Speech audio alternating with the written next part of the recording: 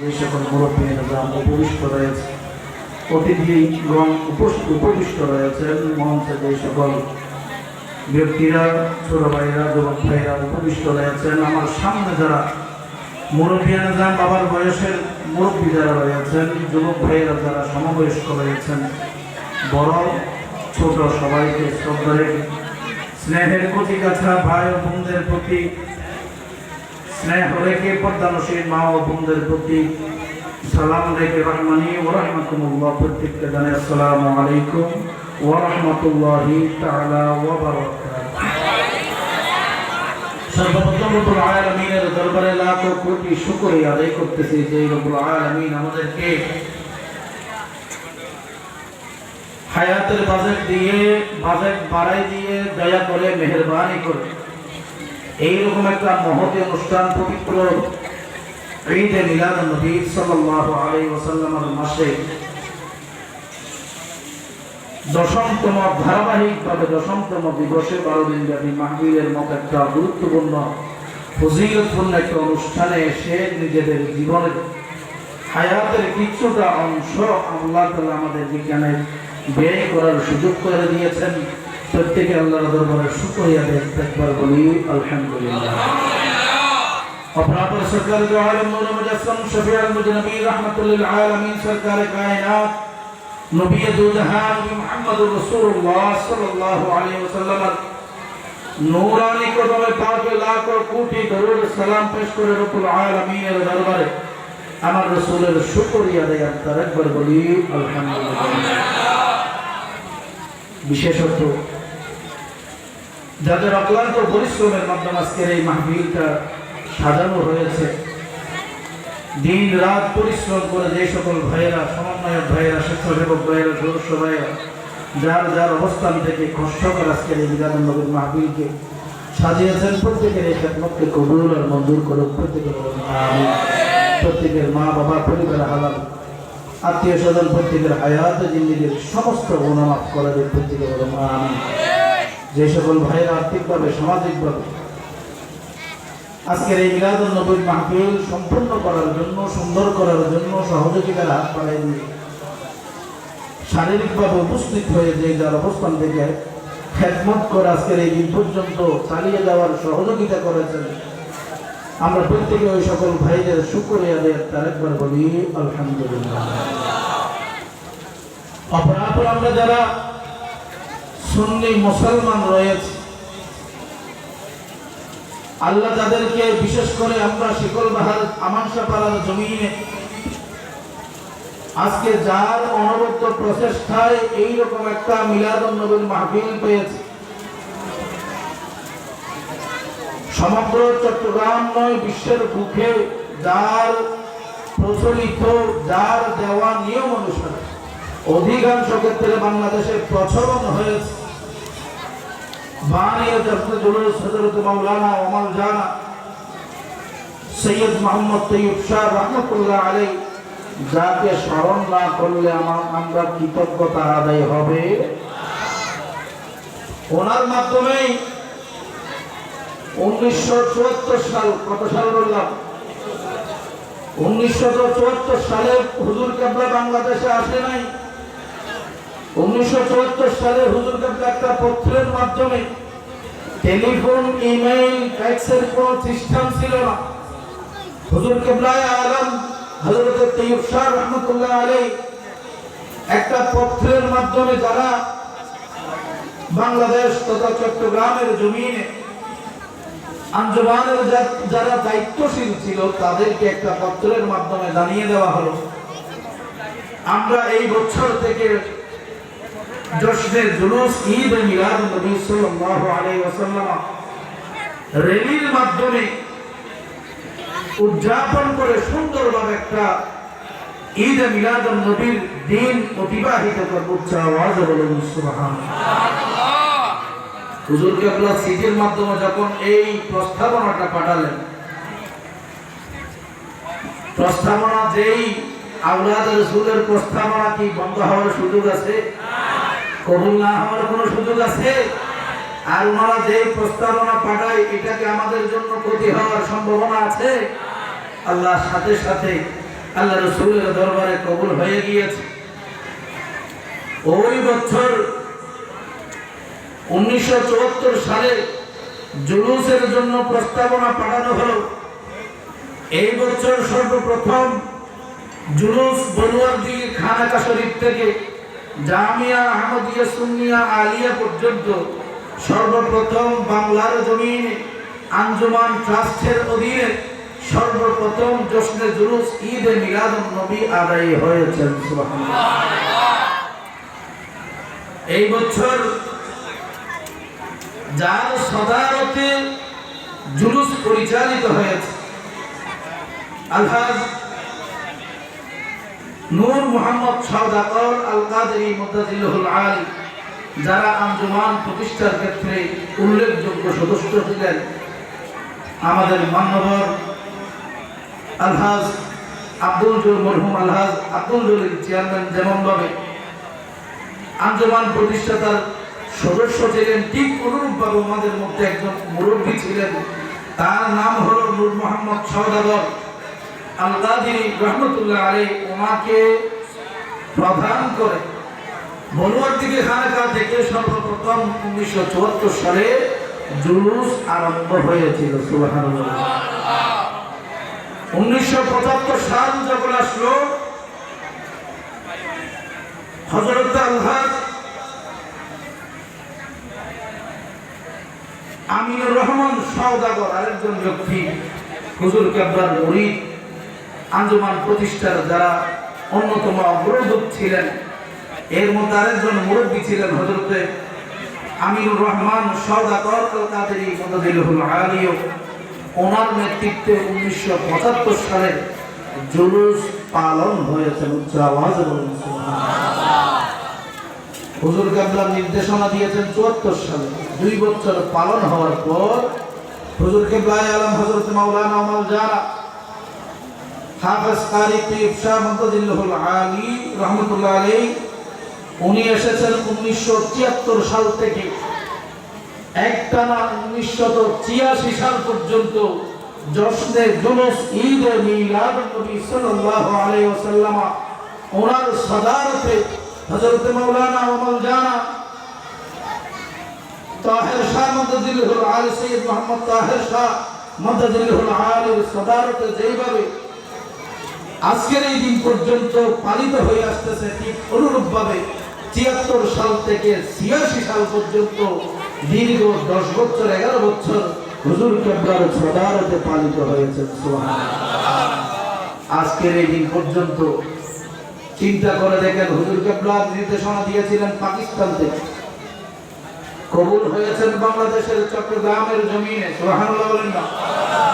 এমন একটা নিয়ামত আমাদেরকে দিয়েছেন যা বিশ্বের ইতিহাসে সর্বশ্রেষ্ঠ জুলুস ঈদে মিলাদুন নবী হিসেবে আল্লাহর দরবারে কবুল হয়ে আন্তর্জাতিক মহলে এমন ভাবে কবুল হয়েছে, যেই নির্দেশিত পন্থায় বিশ্বের আনাচে কানাচে, বাংলাদেশের অলিতে গলিতে আনাচে কানাচে, আমানসাপাড়া থেকে শুরু করে কর্ণফুলী থেকে শুরু করে এমন কোন জায়গা নাই হযরত মাওলানা কামরান জানা সৈয়দ মোহাম্মদ হাফেজ কারি তৈয়ব শাহ রহমাতুল্লাহ আলাইহির দেওয়া নিয়ামত এই অনুপাত আজকের এই দিন পর্যন্ত পালিত হচ্ছে না। সুবহানাল্লাহ।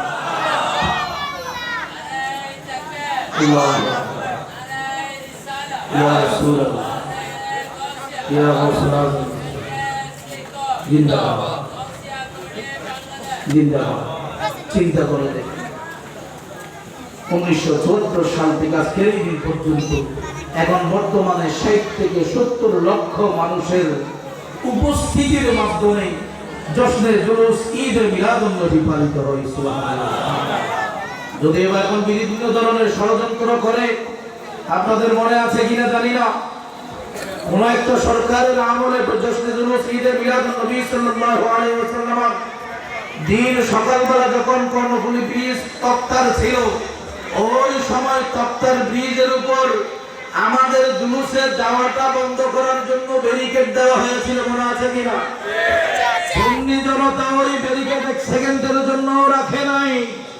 সব কিছু, সব বাধা বিপত্তি, সব নিমক হারামি, সব অবস্থাকে রাসূল যারা করেছে, আওলাদ রাসূলের শানে বেয়াদবি যারা করেছে, সবাইকে দুলিশাত করে ঈদে মিলাদুন নবী জশ্নে জুলুসের যেই সুসম্পর্ক, যেই জুলুস ঈদে সুন্নি জনতা পালন করবে, ঠিক একইভাবে সব দক্ষিণ চট্টগ্রামের সুন্নি জনতা চিটাঙের বুকে, শহরের সিটির বুকে ঈদে মিলাদুন নবী পালন করেছেন। সুবহানাল্লাহ।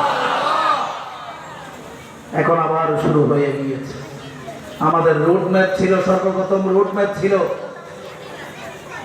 বহদ্দারহাট হয়ে ঘুরে, সববাজার হয়ে, নিউ মার্কেট হয়ে, টাইগার পাস হয়ে, জিসির মোড় দিয়ে 2 নম্বর গেট হয়ে আমাদের রোড ম্যাপ ছিল জামিয়া আহমদিয়া সুন্নিয়ার মাঠ। ঠিক আছে কিনা? এইবার আমাদেরকে সেই জায়গাটা সংকীর্ণ করে দেওয়া হয়েছে। নাউজুবিল্লাহ বলবেন না? এখন যদি প্রশ্ন করি, ভাই নবীর আগমনে আমরা হুজুর কেবলার সাদারতে ঈদে মিলাদুন নবীর জশ্ন জুলুসের র্যালিতে বের হব, নারে তাকবীর, নারে রিসালাত, এইখানে আর কোনো স্লোগান নাই আমার ভাই তোমার ভাই অমুক ভাইয়ের চরিত্র ফুলের মতো পবিত্র, এইরকম কোন ধরনের স্লোগান নাই। শুধুমাত্র আওলাদ রাসূলকে সামনে দিয়ে আমরা শুধু আওলাদ রাসূলকে সম্মান রেখে নারে তাকবীর, নারে রিসালাত, শানে রিসালাত, নাতে রাসূল, হামদে বাড়ির মাধ্যমে ঈদে মিলাদুন নবীর জশ্নের জুলুস আমরা পালন করতে যাই। ওই জুলুস আজকে এই বছরে 25 সালে এসে আবার প্রতিবন্ধকতাকে রেখে আমরা প্রশ্ন রাখি, ঠিক কিনা? এখন আমাদেরকে কমিয়ে দিয়েছে পুরো থুত হয়ে, আপনারা মেহেদিবাগ হয়ে জিসির মুখ যাবে, জিসির মুখ থেকে আবার ঘুরে চলে আসবে। নাউজুবিল্লাহ বলবেন? আরে ভাই, আশিকে রাসূল কি দমাই রাখা যায়? আশিকে রাসূলদের আমাদের কি ইমানই বলে কি কোনো রোড ম্যাপ আছে? ইনশাআল্লাহ বলেন না? আমরা 70 লক্ষ মানুষ যেগুলো দমাই রাখবো, আমরা সবাই একসাথে ঈদে মিলাদুন নবীর জুলুস সারা চট্টগ্রামে আলোড়ন সৃষ্টি করে সর্ব জায়গায় ঈদে মিলাদুন নবীর জুলুস পালন করব, ঠিক কিনা বলেন? ইয়া রাসূলুল্লাহ, ইয়া রাসূলুল্লাহ।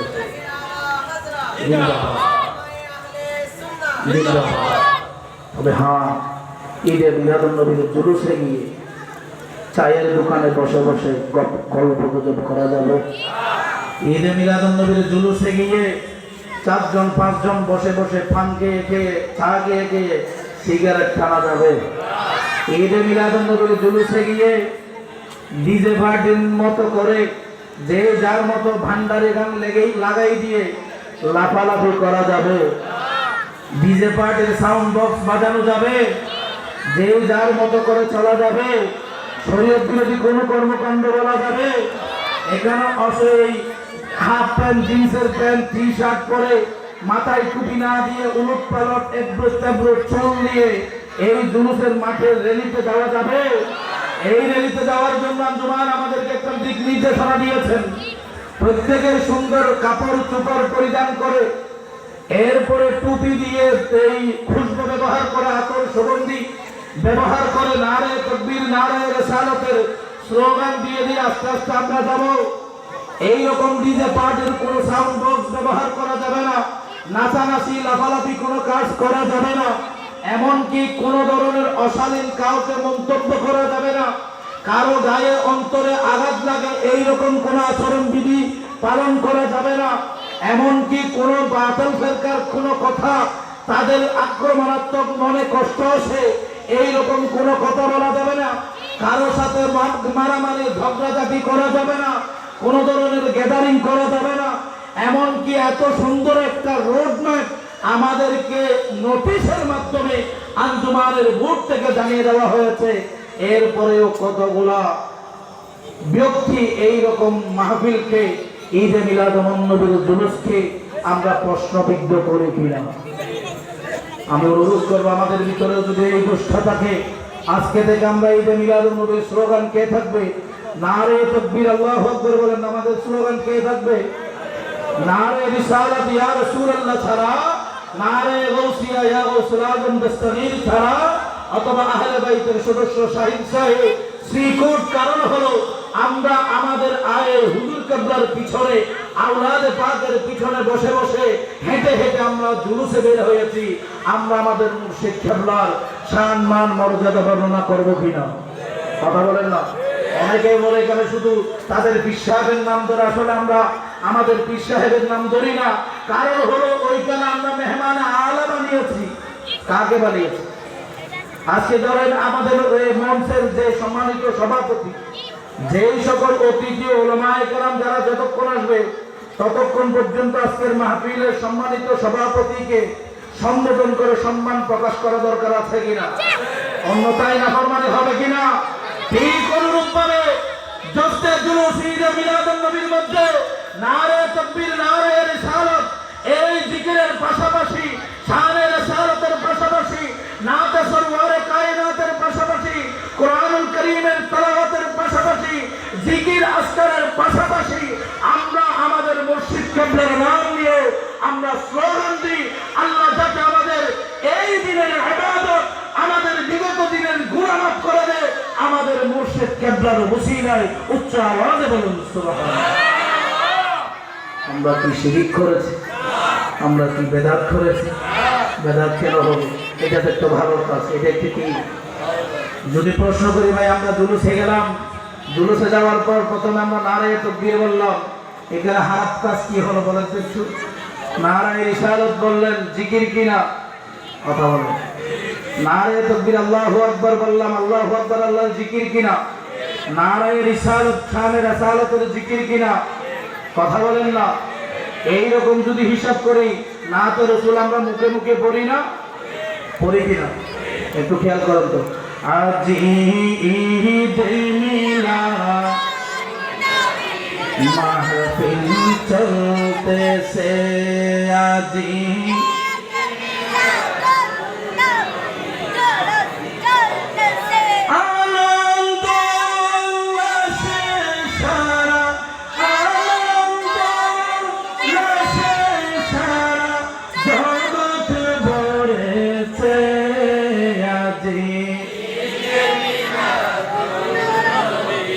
মাহফিল চলতেছে, আজ ঈদে নবীর জুলুস চল, পশু পাখি বিকলতা মানবার দানব, নারায়ের সালাত বলে করতেছেন সব। ঠিক কিনা? এমন কোন জিনিস আছে, যেই এমন কোন সৃষ্টি আছে যেই সৃষ্টি আল্লাহ রাসূলের আগমনের দিন খুশি হয় নাই? সুবহানাল্লাহ। এই জন্য শায়ের বলতেছে, পশু পাখি বিকলতা মানবার দানব, নারায়ের সালাত বলে করতেছে উৎসব। সেই উৎসবের দোলনা দুলে, সেই উৎসবের দোলনা দুলে নূরের বাতাসে, আজ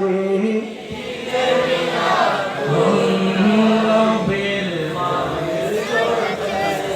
আজ ঈদ মিলাদ সালাতুন ইয়া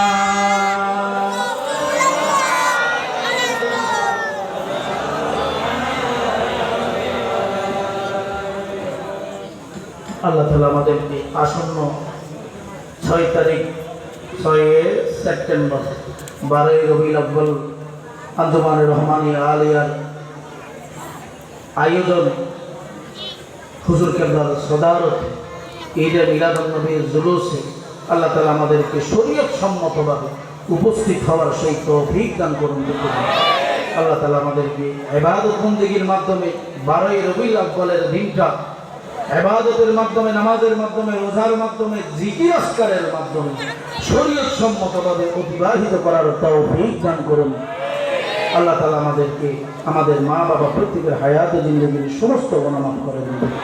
আল্লাহুম্মা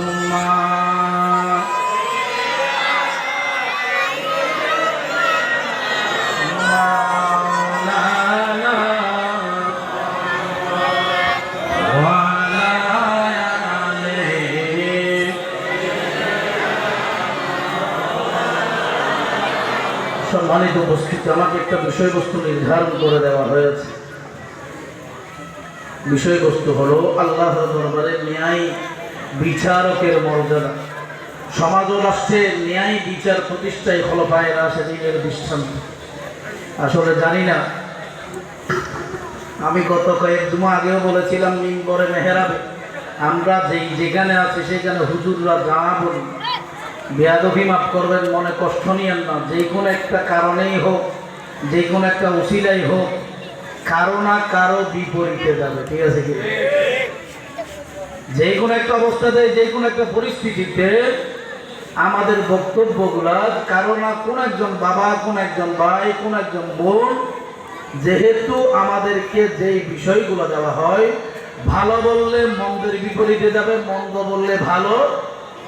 অতএব আমার এই বিষয়বস্তুর ক্ষেত্রে যদি আমি আগেই বলে দিচ্ছি, কোনো কারণে কারো মনে কষ্ট এসে থাকে, আমাকে আল্লাহর ওয়াস্তে মাফ করে দিবেন। আমি বিষয়বস্তুর উপর কয়েকটা কথা আপনাদের সাথে আলোচনা করব। রব্বুল আলামিন আমাদেরকে আজকের আলোচনা শুনে আমল করার তৌফিক দান করুন। প্রত্যেকে বলুন আমিন। আল্লাহুম্মা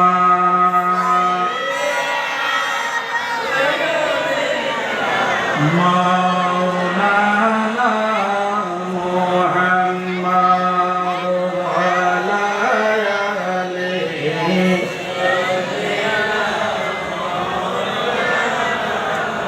রব্বুল আলামিন কুরআনুল কারীমের সূরা হুজুরাতের 9 নম্বর আয়াতের মধ্যে বলে দিচ্ছেন, ওয়া আকসিতু ইন্নাল্লাহা ইউহিব্বুল মুকসিতিন।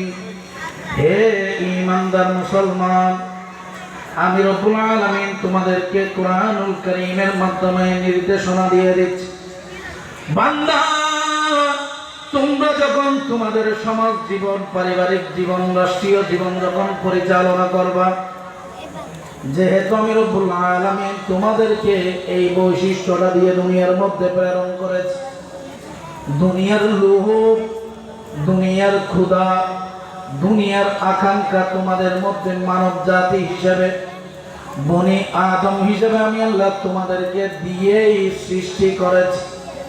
ওই কারণে আমি আল্লাহ তোমাদেরকে যেহেতু দুইটা তিনটা স্পেশাল গুণ দিয়েছি, একটা হলো দুনিয়ার প্রতি লোভ থাকবে, দ্বিতীয় নাম্বার হলো বেয়াদবি মাফ করবেন নারী জাতির প্রতি, পুরুষ জাতির একটা আকর্ষণ থাকবে, পুরুষদের প্রতি নারী জাতির একটা আকর্ষণ থাকবে, তিন নাম্বার হলো পেটের মধ্যে ক্ষুধা থাকবে। সুবহানাল্লাহ বলেন। এই তিনটা উল্লেখযোগ্য গুণের মধ্যে যে মাত্র সামাজিক জীবন তোমরা অতিবাহিত করবা, পারিবারিক জীবন যখন তোমরা অতিবাহিত করবা, ওই সময় পারিবারিক সামাজিক এইভাবে চলার সময়, রাজনৈতিক অর্থনৈতিক বিভিন্ন কর্মকাণ্ড পরিচালনার সময়, এক কথায় বলতে গেলে দুনিয়াবী জীবন যাপন পরিচালনা করার সময় তোমাদের মধ্যে বিভিন্ন ধরনের বিশৃঙ্খলা সৃষ্টি হবে। এই সময় আমি আল্লাহ এমন একটা সম্প্রদায়কে তোমাদের জন্য নির্ধারণ করে দিলাম, যে এই সম্প্রদায়ের দুইজন ব্যক্তির মাঝখানে সৃষ্টি হওয়া সমস্যার সমাধান করে, অর্থাৎ এক কথায় বলতে গেলে তাকে বিচারক বলা হয়। সুবহানাল্লাহ। রব্বুল আলামিন সূরা হুজুরাতের 9 নম্বর আয়াত, যেটা আপনাদের সম্মুখে তেলাওয়াত করেছি, রব্বুল আলামিন বলতেছেন, ওয়া আকসিতু, হে ঈমানদার মুসলমান, হে মানব জাতি, যখন কোন একটা সমস্যার সম্মুখীন হয়, সমাজের মধ্যে ফাসাদ সৃষ্টি হয়, তোমরা ন্যায় বিচার প্রতিষ্ঠার মাধ্যমে, ইনসাফ প্রতিষ্ঠার মাধ্যমে, কারো প্রতি জুলুম না হয় মতো কারো প্রতি অন্যায় না হয় মতো তোমরা সেই বিচারটা ফয়সালাটা করে দাও। রব্বুল আলামিন বলতেছেন ইন্নাল্লাহা নিশ্চয় আমি আল্লাহ ইউহিব্বুল মুকসিতিন, যেই ব্যক্তি ন্যায় বিচার প্রতিষ্ঠা করে, যেই ব্যক্তি সমাজের মধ্যে শান্তি প্রতিষ্ঠা করে, যেই ব্যক্তি পরিবারের মধ্যে শান্তি প্রতিষ্ঠা করে, যেই ব্যক্তি রাষ্ট্রের মধ্যে এলাকার মধ্যে শান্তি প্রতিষ্ঠা করে, আমি আল্লাহ ওই ব্যক্তিকে বেশি বেশি মহব্বত করি। উচ্চ আওয়াজে বলুন সুবহানাল্লাহ। প্যারা হাজিরিন, এই আয়াতের মধ্যে রব্বুল আলামিন বলতেছেন ইন্নাল্লাহা ইউহিব্বুল মুকসিতিন, ন্যায় বিচারক, ন্যায় প্রশাসক যারা আছে তাদেরকে আমি আল্লাহ পছন্দ করি। শুধু তাই নয়, মুসলিম শরীফের 1827 নম্বর হাদিসের মধ্যে আমার রাসূল নূরানি জবানের মাধ্যমে আমাদেরকে এলান করে দিচ্ছে ইন্নাল্লাহা মুকসিতিনা ইনদাল্লাহ।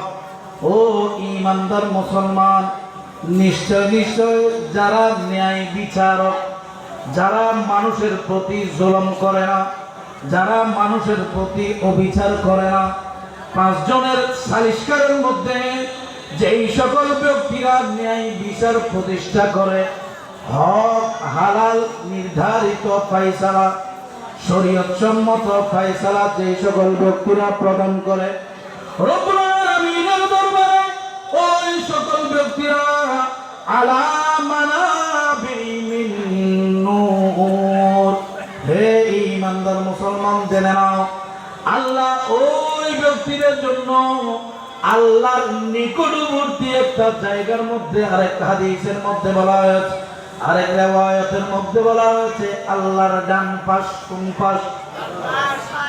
আল্লাহর ডান পাশে একটা নূরানি স্টেজ তৈরি করে, নূরানি একটা বসার জায়গা তৈরি করে।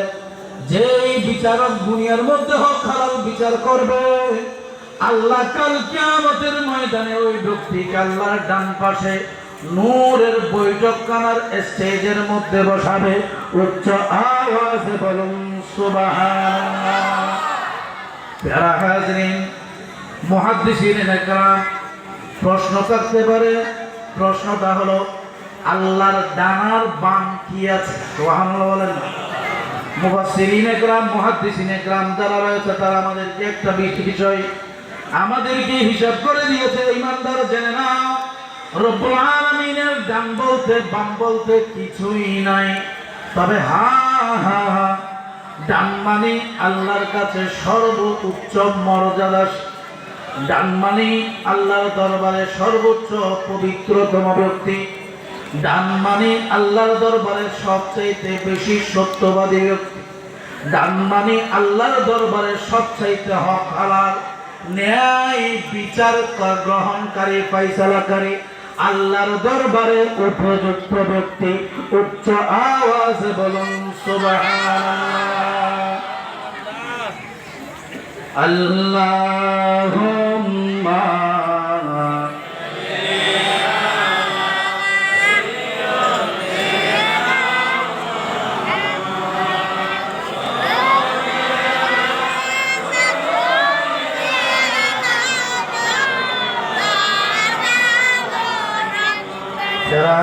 রাসূল পাক যখন বলল আল্লাহর দরবারে এমন একজন ব্যক্তি আল্লাহর ডান পাশে নূরি বৈঠকখানার মধ্যে বসবে, এই সময় সাহাবায়ে কেরাম প্রশ্ন করলেন, আমার রাসূল পরবর্তী অংশের মধ্যে বলে দিচ্ছে মধ্যে নাও, এই ব্যক্তি হলো সেই ব্যক্তি।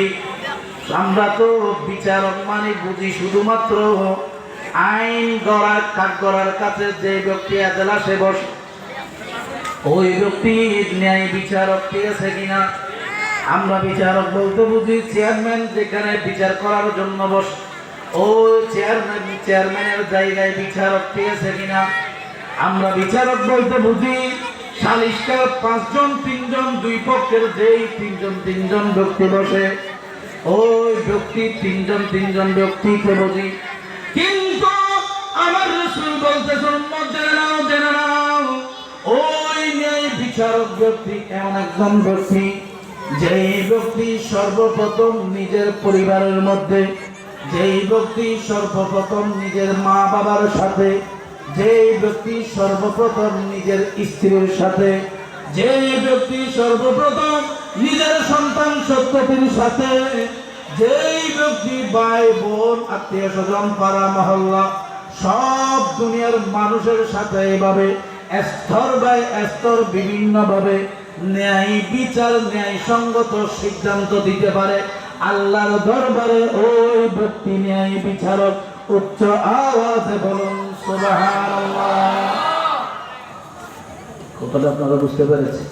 এখন তো মনে মনে চিন্তা করতেছেন যে না, ন্যায় বিচারক তো শুধু হঠাৎ হোট বিল্ডিং আছে দিবে না, কে আছে না, আদালত তো আছে রে।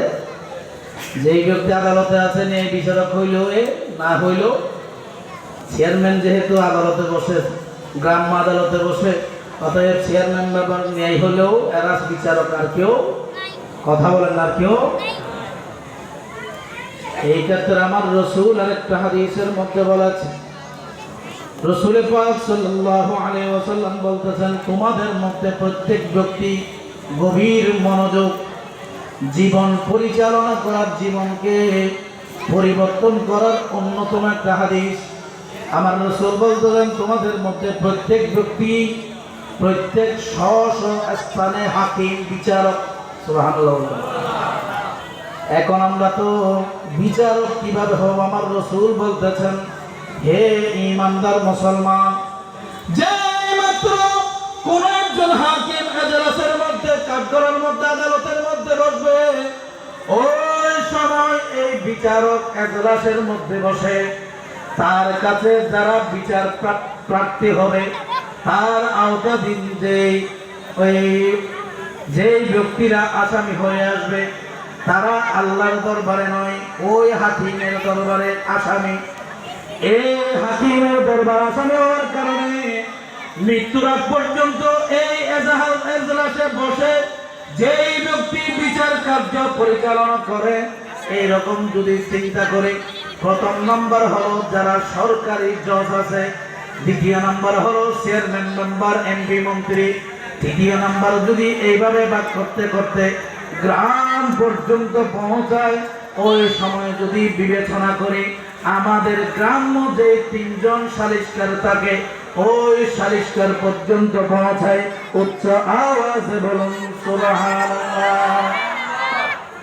হে ঈমানদার মুসলমান, তোমরা হাকিম হিসেবে থাকবা, ওই হাকিম হিসেবে কাল কিয়ামতের ময়দানে যত ধরনের বিচার আচার, পারিবারিক জীবন থেকে শুরু করে এলাকা থেকে ইউনিয়ন পরিষদ, ইউনিয়ন পরিষদ থেকে উপজেলা, উপজেলা থেকে জেলা, জেলা থেকে রাষ্ট্র পর্যন্ত যেই যেই জায়গার মধ্যে বিচার কার্য পরিচালনা করেছ, দায়িত্ব পালন করেছ, ওই জায়গার প্রত্যেকটা ব্যক্তির প্রত্যেকটা বিচার বিষয়ে কাল কিয়ামতের ময়দানে আল্লাহ জররা জররা পরিমাণ হিসাব নেবে।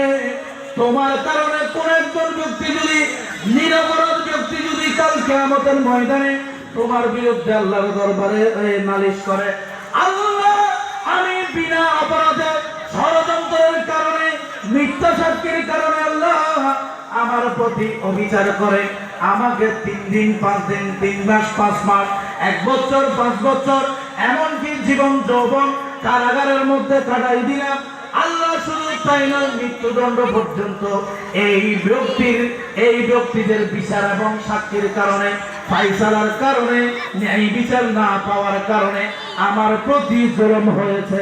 আল্লাহ আজকে কাল কিয়ামতের ময়দানে তাদের বিচার তোমার দরবারে দিয়ে দিলাম। এখন আপনারা চিন্তা করতেছেন, ম্যাজিস্ট্রেট বিচার করে এজলাস থেকে বের হয়, ডানে বামে অনেক ধরনের সিকিউরিটি আছে কিনা চিন্তা করতেছে, অনেক ইজ্জতশালী মানুষ, অনেক সম্মানী মানুষ। তবে হ্যাঁ, সম্মানী আল্লাহ যেটা বলেছেন, আমি তাকে নূরের বৈঠক দিব, আমি তাকে সর্বোচ্চ মর্যাদার অধিকারী বানিয়ে দিব। তবে হ্যাঁ, যদি আমি আল্লাহ যেইভাবে ন্যায় প্রতিষ্ঠার পথ দেখিয়ে দিয়েছি, হালাল ভাবে শরীয়ত সম্মত ভাবে বিচার করতে পারে, তাহলে তার জন্য এইরকম সুন্দর একটা বিচার ব্যবস্থা থাকবে। আর যখন এই অন্যায় অবিচার জুলুম ঘুষখুরি গাঁজাখুরি ঠকবাজি যখন করে বিচার করবে, আমি আল্লাহর নূরের বৈঠক তো দূরের কথা, হে ইমানদার মুসলমান জেনে নাও, তাদের জন্য দুনিয়ার মধ্যে যারা জোথা যাকে বলা হয়, জোথার মারা যাকে বলা হয়, লানতের মারা যাকে বলা হয়, এইরকম বেইজ্জতি দিয়ে কাল কিয়ামতের ময়দানে তুলব। উচ্চ আওয়াজে বলুন না।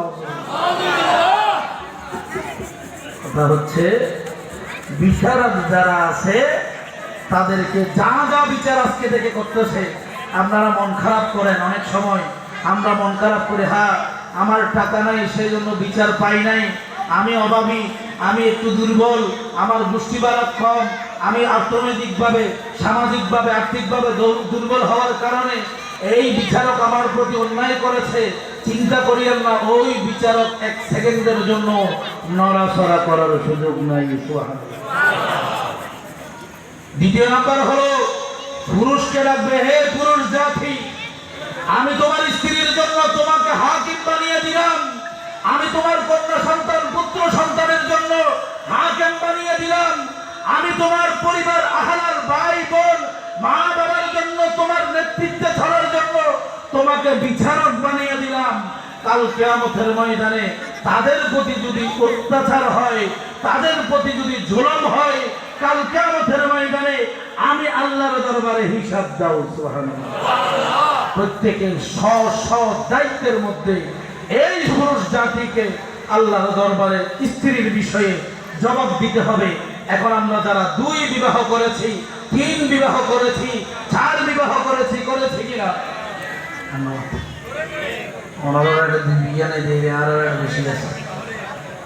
আপনাদের এখানে 2 বিয়ে নাই, আমাদের এখানে চন্দনেশ্বর বলে একটু বেশি আছে, ঠিক না? শরীয়তের হুকুম তো সব জায়গায় বলা যায়, ঠিক আছে কিনা? যেই ব্যক্তিরা 2 বিবাহ করেছেন, 3 বিবাহ করেছেন, শরীয়ত হলো পারলে একটা বিবাহ করো, না পারলে অন্তত পারলে একটা বিবাহ করো। এরপরে যদি সমান অধিকার দিতে পারো, সমান সম্পদ দিতে পারো, সমান মর্যাদা দিতে পারো, তাহলে 2টা 3টা 4টা পর্যন্ত প্রয়োজন ভেদে, কি ভেদে? প্রয়োজন ভেদে 3টা 4টা বিবাহ করতে পারবা। যদি হ্যাঁ প্রথম বিবাহ করলেন, দ্বিতীয় বিবাহ করার পর দেখা যাচ্ছে প্রথম বিবাহের কোনো খবর নাই, প্রথম বিবাহের সন্তানের খবর নাই, প্রথম বিবাহের স্ত্রীর খবর নাই, আল্লাহ বলতেছে এই রকম নেতৃত্বস্থানীয় পুরুষ আমি আল্লাহ দায়িত্ব দিই নাই। সুবহানাল্লাহ। প্রথম স্ত্রীকে সময় দিবে না। আবার কিছু কিছু ব্যক্তি আছে প্রথম স্ত্রীর মহব্বতে পড়ে আবার দ্বিতীয় স্ত্রীকে ভুলে যায়, আছে কিনা? পরিবারের সন্তান সন্ততিদেরকে মর্যাদা দিতে চাই না, আছে কিনা? খাবার খোঁজ খবর নিতে চাই না। আল্লাহ বলতেছে কাল কিয়ামতের ময়দানে ওই সকল স্ত্রীদের বিষয়ে আমি আল্লাহ পুঙ্খানুপুঙ্খ, যেহেতু আমি তোমাকে আর রিজালু কাওয়ামুনা আলান নিসা বিমা ফাদ্দালাল্লাহু বা'দাহুম আলা বা'দ বানিয়ে মহিলাদের উপর তোমাকে নেতৃত্বস্থানীয় দায়িত্ব দিয়ে পাঠিয়েছি, আমাকে আজকে সেই দায়িত্ব কতটুকু আদায় করেছ ওই হিসাবটা একটু দিয়ে যান। উচ্চ আওয়াজে বলুন সুবহানাল্লাহ। মাফ আছে। দ্বিতীয় নম্বর ন্যায় বিচার হলো স্ত্রীকে কতটুকু আপনি শরীয়ত সম্মত ছাড়িয়েছেন, 1টা করেন, 2টা করেন, 3টা করেন, 4টা করেন, যদি পারেন করেন, সমস্যা নাই, কিন্তু তাদেরকে কতটুকু শরীয়ত সম্মত পর্দানশীল চালিয়েছেন, তাদেরকে কতটুকু নামাজের জন্য শিক্ষা দিয়েছেন, তাদেরকে কতটুকু লালন পালন করেছেন, ভরণ পোষণ দিয়েছেন, সব বিষয়ে এখন তো আমরা একটা নিয়ে ক্লাবের মধ্যে উল্টাই ফেলতেছি, আছে কিনা? মন খারাপ করতেছেন? বউ কয়টা? স্ত্রী কয়জন? একজন। এই স্ত্রীকে পর্দা তো দূরের কথা, 3000, 2000, 5000, 10,000 টাকা দিয়ে দিলাম কোথায় সাজার জন্য? কোথায় সাজার জন্য? পার্লারে সাজার জন্য। যাবে কোথায়? কথা বলে না, যাবে কোথায়? ক্লাবে যাবে। এখন দেখবে খারাপ জামাইয়ে দেন, তার কেন দেন? দেখবে খারা। ও দুনিয়ার মানুষ, পুরুষ জাতি আপনাকে নেতৃত্ব স্তরীয় বানিয়েছে, ন্যায় বিচারক বানিয়েছে। কাল কিয়ামতের ময়দানে আপনার স্ত্রী, আপনার কন্যা সন্তান, আপনার বোন, আপনার মা এই পর্দা না করার কারণে কাল কিয়ামতের ময়দানে আমাকে আপনাকে আল্লাহর দরবারে অশালীন আচরণ করার জন্য, বেপর্দা চলাফেরা করার কারণে আমাকে আপনাকে জিজ্ঞাসা করা হবে হাকিম হিসাবে, বিচারক হিসাবে। যেহেতু আল্লাহ মর্যাদা দিয়েছেন, ওই মর্যাদার কতটুক আদায় করেছেন কাল কিয়ামতের ময়দানে জবাবদিহি করতে হবে। পারবেন? কয়জনে ভাই বলুন? 5,000 ছেড়ে দিব না, আরো সুযোগ খাইলে হইলে দুস্থ খেয়ে দুস্থ এদিকে এটা তোর ভাবি, এটাকে বুঝেন নাই মনে, এটাকে তোর ভাবি একটা নাম মেহমানদারি একটু ভালো করে করিস, মেহমানদারি ভালো করে হবে। শরীয়ত কি বলেছে? ন্যায় বিচার কি? পর্দানসীন বানিয়ে হবে, নামাজ শিক্ষা দিতে হবে, কোরআন শিক্ষা দিতে হবে, কোরআন শিক্ষার জন্য উদ্বুদ্ধ করতে হবে। ঠিক আছে কিনা? এই ব্যক্তিকে প্রত্যেকটা জায়গায় পুরুষ জাতিকে প্রশ্ন করা হবে। আল্লাহ তাআলা আমাদেরকে আমল করার তৌফিক দান করুন। 3 নাম্বার হলো নারী জাতিকে প্রশ্ন করবে, হে নারী জাতি, তোমাকে আমি ন্যায় বিচারক বানিয়ে দিয়েছি তোমার জায়গায়, আল্লাহ আমাকে কোন জায়গায় ন্যায় বিচারক বানিয়েছো? নারী জাতি প্রশ্নের উত্তর দিবে। আল্লাহ বলবে, হে মহিলা জাতি, তোমাকে তোমার স্বামীর হক যাকে বলা হয়, তোমার স্বামীর হক হলো তোমার চরিত্র, তোমার স্বামীর হক হলো তোমার স্বামীর পরিবার সুন্দর করা, তোমার স্বামীর হক হলো তোমার স্বামীর সন্তানদেরকে সুশিক্ষায় শিক্ষিত করা, তোমার স্বামীর শখ হলো তোমার শ্বশুর বাড়ির যেই সকল ব্যক্তিরা হকদাররা আছে তাদের সাথে সুসম্পর্ক রাখা। তোমার স্বামীর হক হলো তোমার স্বামী যখন ঘরে থাকবে না তখন অশালীন কোনো অনৈতিক কোনো সম্পর্কে জড়িয়ে পড়বে না। তোমার নৈতিকতা যাকে বলা হয়, তোমার চরিত্র যাকে বলা হয়, যেটা তোমার স্বামী বিবাহের মাধ্যমে, আজ্ঞার মাধ্যমে, কামিনের মাধ্যমে, মোহরানার মাধ্যমে যেই বিষয়টা আল্লাহর দরবার থেকে দায়িত্ব নিয়েছে, ওই চরিত্রটা কতটুকু তুমি হেফাজত করেছো? হে মহিলা, তোমাকে এই বিষয়গুলোর উপর আমি আল্লাহ বিচারক বানিয়ে দিলাম। তুমি কতটুকু ন্যায় বিচার করেছো, কতটুকু ইনসাফ করেছো, কতটুকু হেফাজত করেছো? আজকে কিয়ামতের ময়দানে আমি আল্লাহর দরবারে জবাব দেব উচ্চ আওয়াজে। বর্তমান সময়ে কয়জন মা বোনরা এই হিসাব দিতে পারবো? খবর আছে? শুধু একটা হিসাব দিতে পারবে, সেটা হচ্ছে স্বামী থেকে বেশি বেশি টাকা নিয়েছে, মার্কেটিং করেছে। ঠিক আছে কিনা? ঘরে আসার আগে টাকা দাও, কয় টাকা ইনকাম হয়েছে হিসাব দাও, আছে কিনা? চাকরির বেতন হওয়ার আগে 3 দিন আগে থেকে কের কের কের কের শুরু, আমার এটা লাগবে, আমার ওইটা লাগবে। বেতন পাওয়ার আগে টাকা আমাকে দিয়ে দিতে হবে। ঠিক আছে কিনা? আল্লাহর দরবারে এগুলো হিসেব দিবে কে? আল্লাহ। আল্লাহ যখন টাকা দিতে পারি নাই তখন আমি বলেছি তোমার বিয়ে করার দরকার কি ছিল? বিয়ে করতে বলছে কে? আছে কিনা? চালাইতে না পারলে বিবাহ করতে কে বলছে? আল্লাহ। আমি আমার স্বামীকে এইরকম বিচার করছি। নাউজুবিল্লাহ বলেন না? যদি কোনো কারণে আমাদের মা বোনরা এরকম একটা ভুল করে থাকে, আজকে থেকে আমরা তওবা করতে পারি কিনা? আমরা স্বামী হিসেবে, পুরুষ হিসেবে তওবা করতে পারি কিনা? আমাদের মা বোনরা স্ত্রী হিসেবে, মহিলা হিসেবে আমরা তো আমাদের মা বোনরা তওবা করতে পারে কিনা? আল্লাহ তওবা কবুল করবে কিনা? আলহামদুলিল্লাহ বলেন। সন্দেহ আছে? আজকের মাহফিল থেকে 12 দিন ব্যাপী মাহফিল থেকে অন্তত স্বামী স্ত্রীর হক সম্পর্কে জেনে নিলাম। আল্লাহ আমাদেরকে আমল করার তৌফিক দান করুন। আল্লাহুম্মা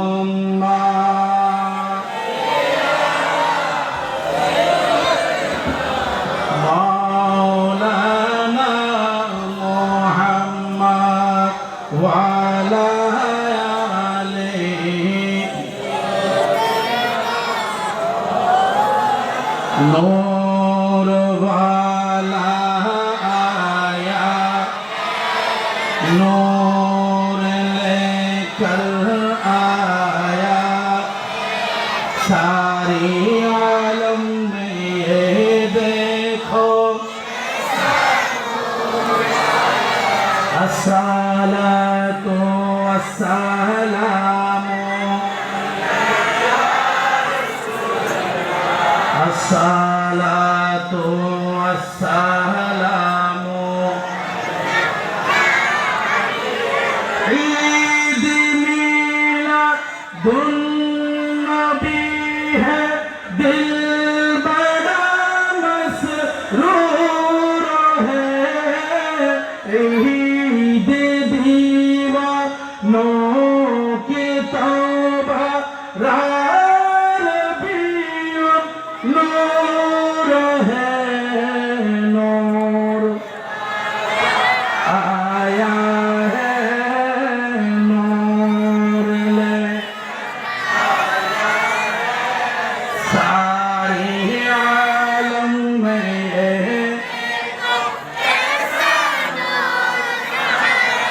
अस्सलातु वस्सलामु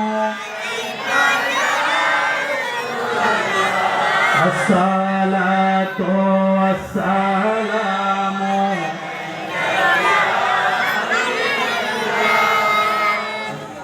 আমাদের সম্প্রদায় তিনটা গেছে আপনাদের মনে আছে।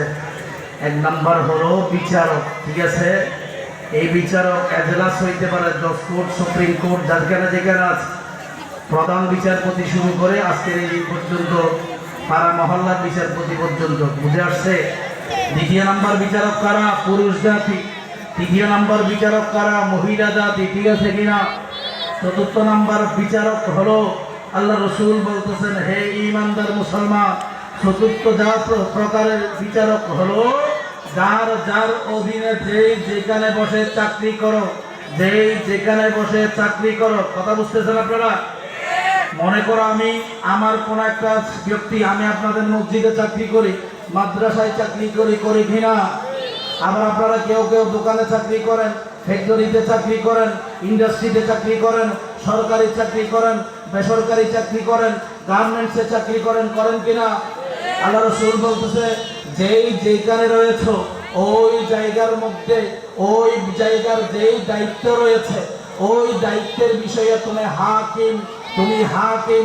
তার মানে তোমার দায়িত্ব হলো গাড়ি চালানো, ড্রাইভার বানানো হয়েছে, তোমার দায়িত্ব হলো কাপড় ছিলানো, তোমার দায়িত্ব হলো চা বানানো, তোমার দায়িত্ব হলো দোকানদারি করা, তোমার দায়িত্ব হলো কাগজ লিখা, তোমার দায়িত্ব হলো কারোর সাথে কথা বলা, তোমার দায়িত্ব হলো কারো সম্পদ যেই সিকিউরিটির দায়িত্ব পালন করা, তোমার দায়িত্ব হলো কারো বিলের কাজে চারা গাছ রোপণ করা, ধান চাষ করা, গাছ চাষ করা, বাঁশ চাষ করা। যেইভাবে দায়িত্ব পালন করেন ওই দায়িত্বের উপর এই চাকর, ওই ব্যক্তি এই দায়িত্বের উপর হাকিম, এই ব্যক্তি এই বিষয়ের উপর বিচারক আপনাকে দিয়ে দেওয়া হয়েছে। যদি কোনো কারণে ওই যেই ব্যক্তি আপনাকে হাকিম বানিয়েছেন, আপনার কাজের উপর ওই কাজ কতটুকু হয়েছে, এই কাজে যদি কোনো অবহেলা হয়ে থাকে, তাহলে খেয়াল রাখবেন কাল কিয়ামতের ময়দানে আপনি কি আপনার হক আদায় করেছেন? আপনি কি আপনার দায়িত্ব পালন করেছেন? আপনি কি আপনার বিচার বিশ্লেষণ যথাযথ আদায় করেছেন? কাল কিয়ামতের ময়দানে আল্লাহর দরবারে ওই হিসাবটাও দিতে হবে। বুঝেন না? এরা তো হতাবি মুখদি হতা পায় না, কারণ কিলা হইয়া হয়তো জুর মারা চলি যায় হিন্দি যায় যাই হোক বার বাপু নাই বিচারে চাকরিতে গিয়ে কি করি বলেন না? তারপরে আসার সময় আর একটা দিব আছে কিনা? শুধু এখানে নয়, এই চাকরি নয়, আপনারা মনে করতে যায় সালামের চাকরি, এটাও খোলাসা করে দিই। শুধু এই চাকরি নয়, গার্মেন্টসের চাকরিতে গেলেও যার যেভাবে সুযোগ আছে 2 নম্বরই করি কিনা? আমি একটা উদাহরণ দিলাম বোঝার জন্য। এখানে আমরা দোকানে চাকরি করি, সুযোগ পাইলে দোকানদারের সওদাগরি না করে আমরা একটু ঘুম দেওয়ার চেষ্টা করি কিনা?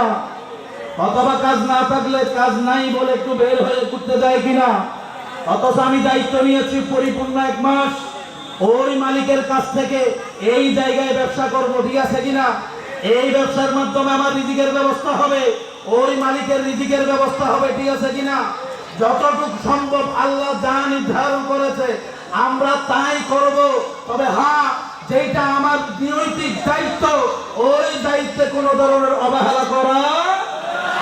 আল্লাহ রাসূল বলতেছে, তুমি চিন্তা করতেছো এই রকম হিসাব করে চলে আসলা, বেতন মাসিক কোনো কারণে কম হলে তুমি ঝগড়াঝাটি করে হলেও বেতন নিয়ে নিবা, কোনো সমস্যা নাই, দুনিয়ার মালিক থেকে নিবা। কাল কিয়ামতের ময়দানে আল্লাহ যে একজন আছে, মালিকুল মালিক নেই, মালিক যে আছে, যিনি ওই দিন বিচারকের কাঠগড়ায় বসে আমাদেরকে অপরাধের কাঠগড়ায় দাঁড় করাবে, ওই দিন হিসাব নিবে।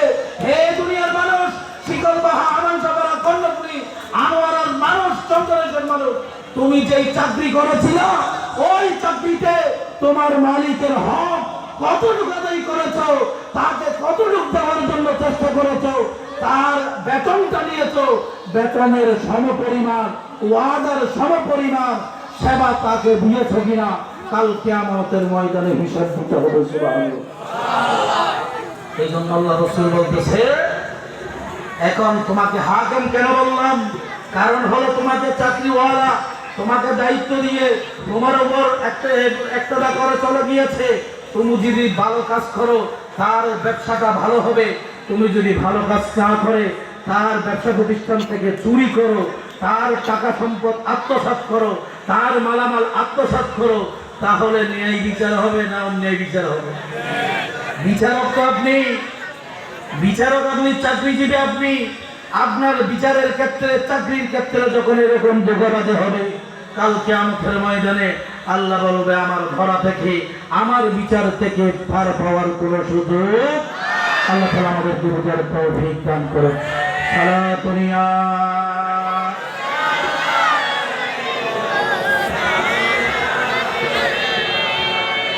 কাটায়া সো জিন্দেগি কি করেছ, হিসাব হবে একদিন মৃত্যুর, অন্ধকার কবরে রাখবে যেই দিন, যে কবরে জ্বলবে বাতি, থাকিবে না ভয় ভীতি, যে কবরে থাকিবে না ভয় ভীতি, হও যদি দয়াল নবীর আশিক আশিকান, আশিক আশিকান। সালাতুন ইয়া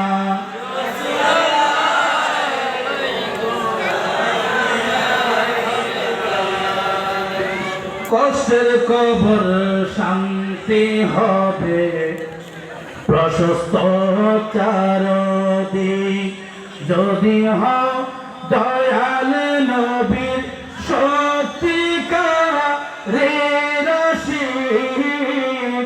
কষ্টের কবর শান্তি হবে, প্রশস্ত চারদিক, যদি হও নামাজ রোজা হজ যাকাতের মালিক, সহজের চেয়েও সহজ, সহজের চেয়েও সহজ হবে যত কঠিন, হিসাব হবে একদিন, হিসাব হবে একদিন, কাটায়াছ জিন্দে হিসাব হবে একদিন মৃত্যুর পর, অন্ধকার কবরে রাখবে যেই দিন। সালাতুন ইয়া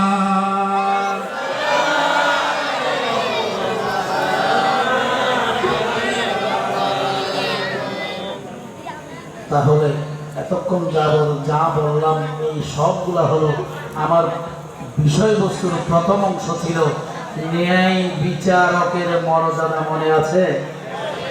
ন্যায় বিচারকের মর্যাদা। এখন আসেন, আমি সব বললাম যে শুধুমাত্র ফজিলত একটা বলা দরকার আছে কিনা? যদি এই চার ধরনের, একটা হলো প্রকৃত বিচারক, সালিসদার যারা আছে তাদের যেই হুকুম, 2 নাম্বার পুরুষ জাতির যেই হুকুম, 3 নাম্বার নারী জাতির যেই হুকুম, 4 নাম্বার আমরা যারা চাকরিজীবী আছি, যেখানে রিজিকের ব্যবস্থা রয়েছে, এই জায়গার মধ্যে শরীয়তের যেই হুকুম, আমরা যেইভাবে ওয়াদাবদ্ধ হয়েছি যথাযথভাবে দায়িত্ব পালন করাটাই হলো আল্লাহর দরবারে ন্যায় বিচারক। উচ্চ আওয়াজে বলুন সুবহানাল্লাহ। রাসূল পাক সাল্লাল্লাহু আলাইহি ওয়াসাল্লাম বলেছেন, যখন কোন বিচারক, এই 4 শ্রেণীর বিচারকের মধ্যে কোন ব্যক্তি যখন বিচার কার্য সম্পাদন করার জন্য, একজন বিচারক তার আসামির বিচার করার জন্য, একজন পুরুষ তার স্ত্রী, সন্তান সন্ততি, মা বাবা, পরিবার, আহলাল সমাজ, ওই জায়গার বিচার করার জন্য, একজন মহিলা তার স্বামীর হক সম্পর্কে, তার সন্তানের হক সম্পর্কে, তার শ্বশুর শাশুড়ির হক সম্পর্কে বিচার করার জন্য, একজন চাকরিজীবী তার যেই চাকরির মধ্যে তার মালিকের সাথে যেই দায়িত্ব তার উপর দেওয়া হয়েছে, ওই দায়িত্বের প্রতি বিচারের ক্ষেত্রে যখন যথাযথ বিচারের দায়িত্ব পালন করবে, যখন শরীয়ত সম্মত বিচারের দায়িত্ব পালন করবে, বুঝে শুনে, কোন ধরনের কারো কানপুসানি নয়, কোন ধরনের কারো ফুসলানি নয়, কোন ধরনের মিথ্যা কথার মাধ্যমে নয়, কোন ধরনের মিথ্যার আশ্রয় নিয়ে নয়, যখন যথাযথভাবে কোন একজন বিচারক তার দায়িত্বের উপর, তার উপর বর্তিত দায়িত্ব, অর্পিত দায়িত্ব যখন পালন করবে, সাথে সাথে আল্লাহ তাআলা ওই ব্যক্তিকে 2 গুণ সওয়াব তথা আল্লাহ যেই নূরের বিছানা, আল্লাহ যেই নূরের বৈঠক বান্দার জন্য কাল কিয়ামতের ময়দানে নিজের কাছাকাছি করে বানাবে বলছে, ওই বৈঠকটা 2 ভাবে 2 গুণে বৃদ্ধি করে দিবে। উচ্চ আওয়াজে বলুন আল্লাহু তাকবীর, আল্লাহু আকবার, নারে ইসলাত, নারে গাউসিয়া, নারে সুন্নাতে ওয়াল জামাত, চাহে মদিনা, চাহে শ্রীকোট। তাহলে কয় গুণ পাওয়া যাবে? এখন মাঝে মধ্যে বিচারকের বিচার ভুল হওয়ার সম্ভাবনা আছে কি?